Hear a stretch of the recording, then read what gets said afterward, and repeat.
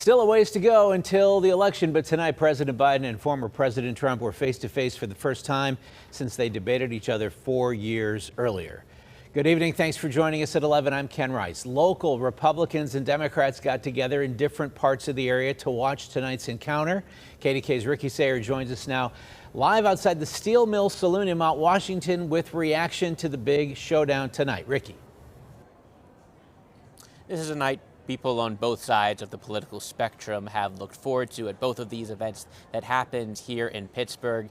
There was a mix of groans as well as cheers. Right now we're outside of the Republican event here on Mount Washington. They held their event on the top floor of a bar. Voters watched intently, hoping it would go well for the former president, but much of their focus was on how they saw President Biden having a poor performance. Area Democrats had an event of their own as well over in East Liberty, and the chair of the Pittsburgh Democratic Committee told us that she came into the night with expectations that the debate would help to draw a contrast between candidates, showing Biden positively. And there was definitely some energy at both of these events that were taking place. Here's some of the reactions that people at both of these events had.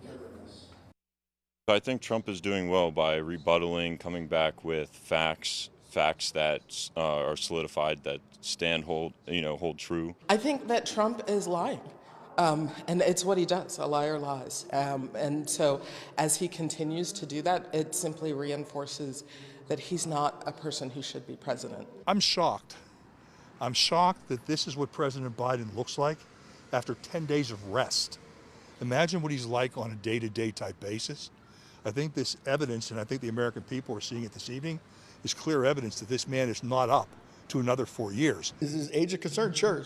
At his age and also Trump's age, is he old? Yes, but I still believe in him. I still have confidence in him.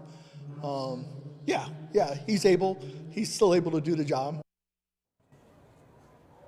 Yeah, the chair of the Pittsburgh Democratic Committee told us that she wasn't concerned about Biden's age because of his track record in his first term. There was some agreement from people on both sides of the aisle here, and that was focused on the format of the debate, in specifically the fact that microphones were muted when the other candidate was speaking. Live on Mount Washington, Ricky Sayer, KDKA-TV News.